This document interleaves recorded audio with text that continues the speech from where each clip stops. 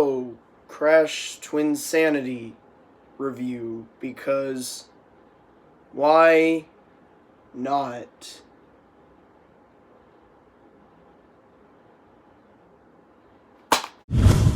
NateDogBrine.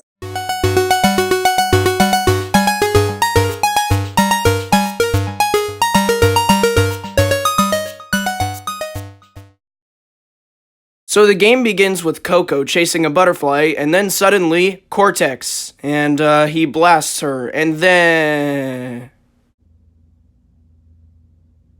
Now, this game changes up the Crash Bandicoot formula by adding somewhat open worlds to explore. Okay, well, they're not all open-ended. It's more open in the sense of branching pathways. Each branching pathway leads to a gem.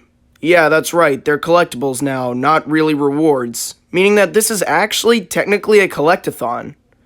Technically. Yeah, unless you really want to, there's no point in getting all the gems, because the only reward you get is seeing cut content, like unused cutscenes, enemies, concept art. But other than that, I feel like it's not really worth getting these. There's a lot of gameplay styles put in throughout the adventure, like you got your normal running and jumping levels, you got this one level where you're fighting Cortex in a ball, and please never do that again, Cortex. There's this one where you and Cortex refuse to let go of a crystal, so you can use Cortex to smash crates, and ooh, that's gotta hurt. There's one where you stuff Cortex into a pipe and put him through other pipes. There's ones where you play as Cortex. There's ones where you help Cortex. There's ones where you use Cortex as a snowboard to snowboard down a mountain, and ouch. This game really likes to abuse Cortex. There are so many different gameplay styles, and so many that actually had to get cut from the game. They did so much to add variety that they actually had barely any time to polish the game. Like seriously, this game is actually pretty glitchy. While this game is unpolished and glitchy, it's actually not that bad of a game. In fact, dare I say it, it's actually pretty good. There are a lot of good things about this game. Like, wow, for a PS2 game, this game looks really beautiful. Especially because the previous game looked like this. And the game sounds good too. The genre of music they chose is a cappella. And you know what? It sounds really, really good.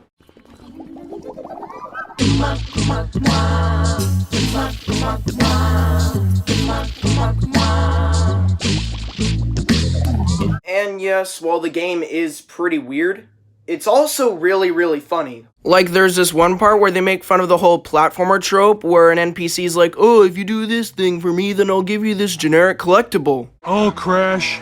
The farmer's market is tomorrow, and my wampa trees won't grow, for my orchard is riddled with greedy worms. If you rid my land of these pests, I'll give you this power crystal. I'm an evil scientist. What do you expect? This isn't a game. Oh yeah, there's this one level where penguins with jetpacks attack you, and the reason they do is because their check bounced.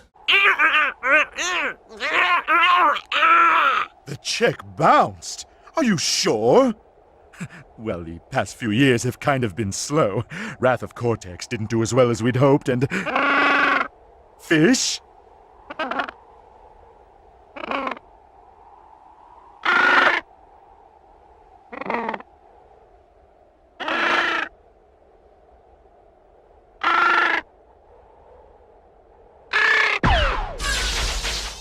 Anyway, the bosses in this game are actually pretty good. Aside from the final boss was kinda disappointing.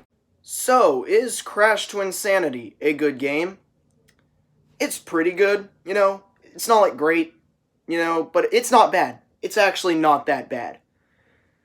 It's not the best Crash game either. I see a lot of people say that this is the best Crash game.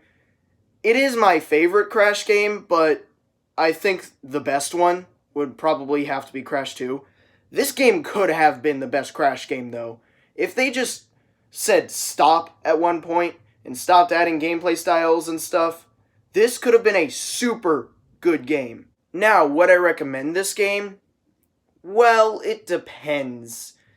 Really, I feel like the only reason you should play this game is if you're a Crash fan, because you should play the originals on PlayStation 1 before you play this game, because this game is drastically different from those, so I wouldn't start with this one if I were you.